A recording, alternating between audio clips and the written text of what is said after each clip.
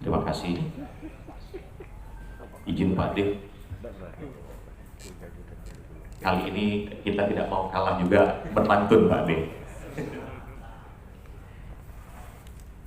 Kue manis di atas talam, talam indah, hadiah ratu.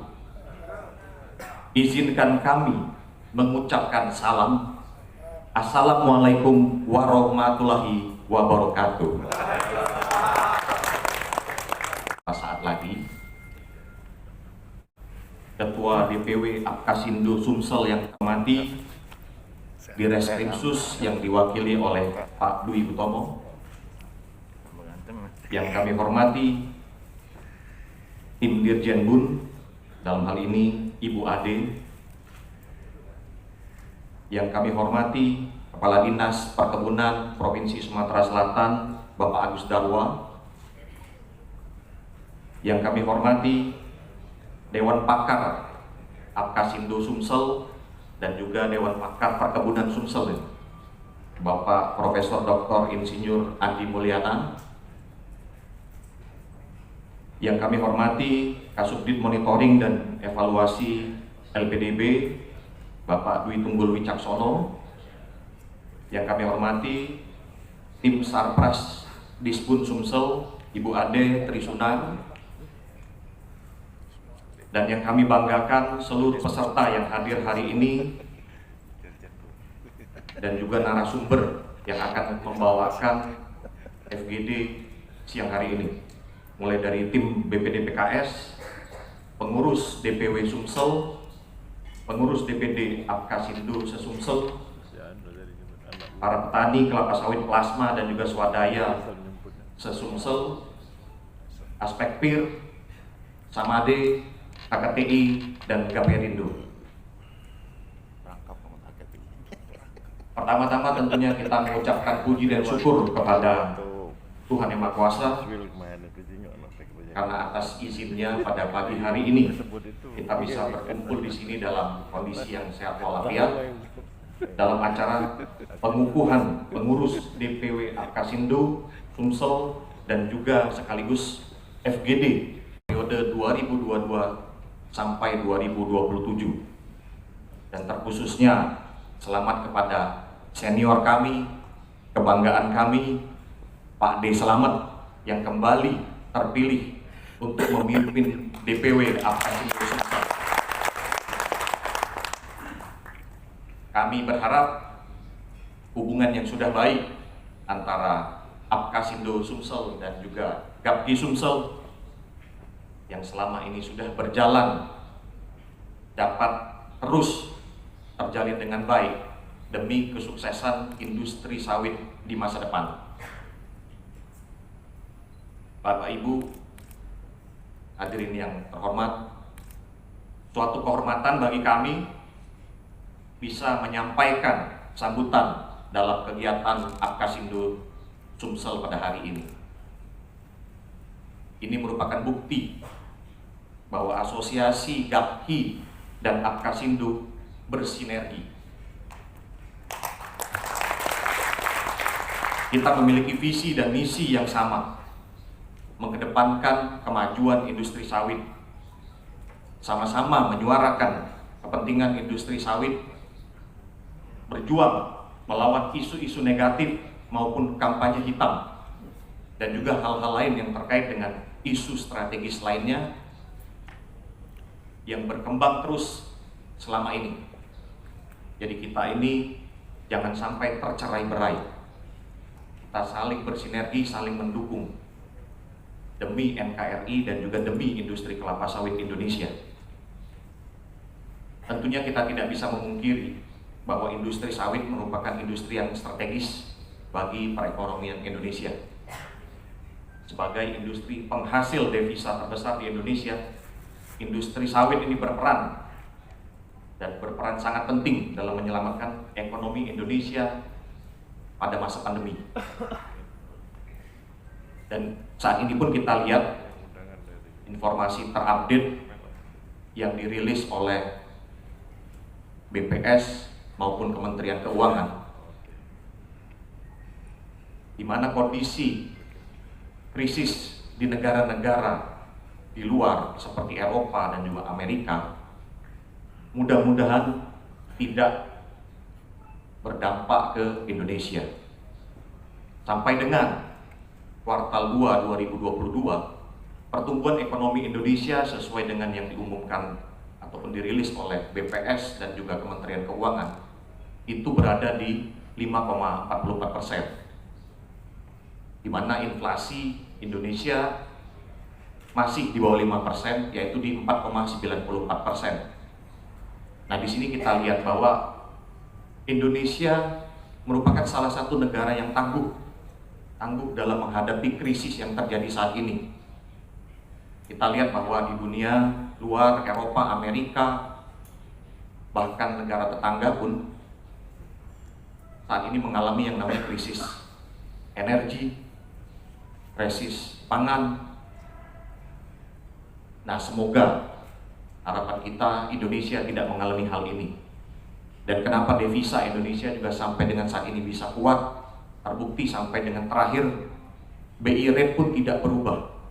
BI rate masih di 3,5%, dan ini sudah 18 bulan. Dari Februari 2021 sampai dengan hari ini BI rate masih di angka 3,5%. Nah, ini membuktikan bahwa Indonesia merupakan salah satu negara kuat. Hal ini tentunya didukung oleh industri ataupun komoditi yang ada di negara kita. Mungkin yang paling besar batu bara, tetapi sawit itu nomor 2. Nah, disinilah kita sama-sama bersinergi. Seperti yang sudah disampaikan Pak D tadi, kita tidak perlu gontok-gontokan.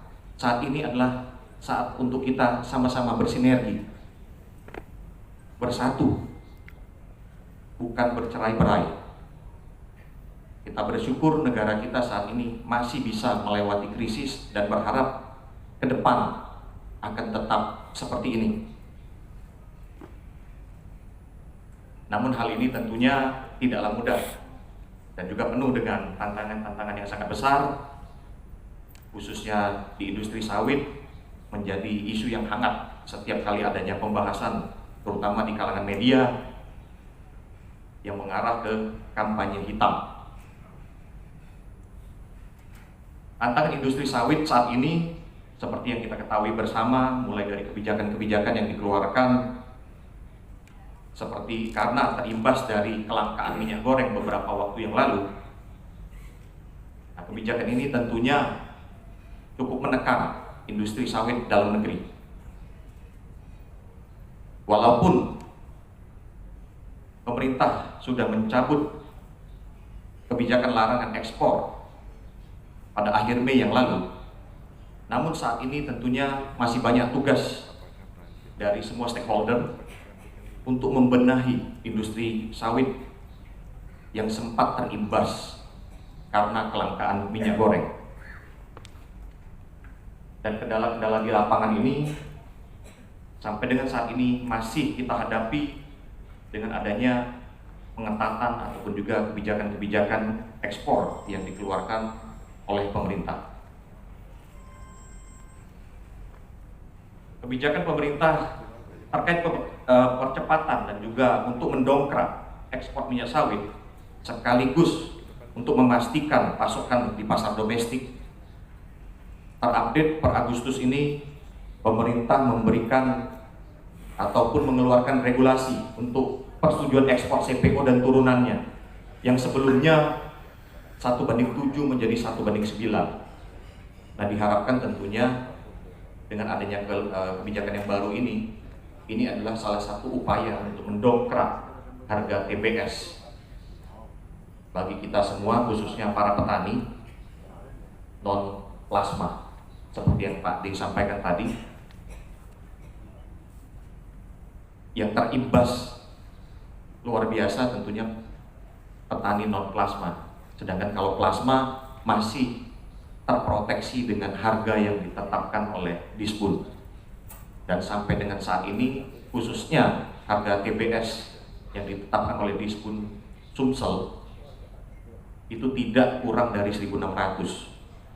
terakhir itu dua minggu yang lalu kurang lebih 1.611, dan kami sendiri yakin ke depan pasti akan naik, tidak akan turun lagi. Jadi 1.611 ini adalah harga yang terendah di Sumsel saat ini untuk khususnya petani plasma.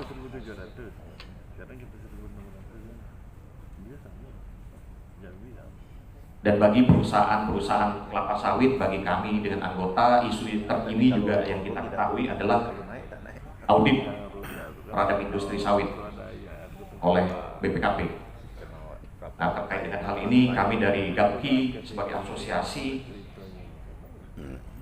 tentunya mendukung kebijakan yang dibuat oleh pemerintah, mengingat sejak terbitnya Inpres nomor 8 tahun 2018 tentang moratorium perizinan industri sawit, perusahaan sudah diminta untuk melakukan evaluasi perizinan dan juga peningkatan produksi. Diharapkan dengan audit yang akan dilaksanakan ini, industri sawit akan menjadi lebih jelas dan juga lebih aktual, sehingga kebijakan-kebijakan yang akan diambil oleh pemerintah ke depannya akan lebih relevan. Bapak Ibu yang kami hormati, perkebunan kelapa sawit khususnya di Sumatera Selatan, berdasarkan data statistik dari Dinas Perkebunan Provinsi tahun 2020, luas perkebunan sawit di Sumatera Selatan ada kurang lebih 1,2 juta hektar. Dari 1,2 juta hektar ini 42% yang merupakan kebun milik masyarakat. Nah, kebun masyarakat ini terdiri dari plasma maupun non plasma. Jadi 42%-nya itu adalah milik petani. Luar biasa, seperti tadi yang sudah disampaikan Pak D juga. Petani baik plasma maupun non plasma ini kontribusinya luar biasa terhadap industri sawit. Salah satu tantangan dari kebun masyarakat ataupun petani ini adalah produktivitas yang masih relatif rendah. Nah, sebenarnya salah satu upaya yang sudah dilaksanakan dan masih terus dilaksanakan oleh BPD PKS dan juga kami beserta Apkasindo adalah program yang kita sebut dengan PSR, Peremajaan Sawit Rakyat. Dengan adanya PSR ini diharapkan produktivitas menjadi lebih baik, sehingga perkebunan rakyat maupun petani bisa lebih sejahtera. Dan juga di samping itu diperlukan juga penguatan dari sisi SDM para pekebunnya sendiri. Terkait PSR, GAPKI komitmen untuk mendukung upaya pemerintah ini dan juga berusaha untuk mempercepat dengan membentuk satgas dan juga bekerja sama dengan pihak-pihak terkait. Jadi disinilah kita bersinergi. Kembali lagi saya sampaikan adalah kita bersinergi dari GAPKI maupun Apkasindo, terus bersinergi. Bapak Ibu yang kami hormati dan kami banggakan, akhir kata kami sampaikan bahwa sangatlah penting bagi seluruh stakeholder perkebunan kelapa sawit untuk saling mendukung, saling membina komunikasi dan juga hubungan yang baik, sehingga industri sawit terus berkelanjutan dan juga berdaya saing.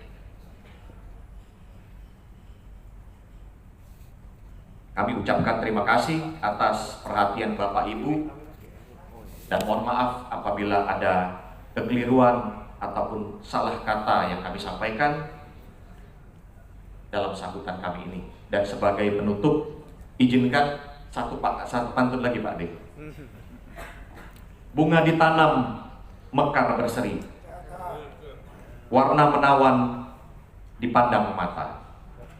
Untuk pengurus Apkasindo, untuk pengurus DPW Apkasindo Sumsel yang dikukuhkan hari ini, semoga berkah amanah menjalankan tugasnya.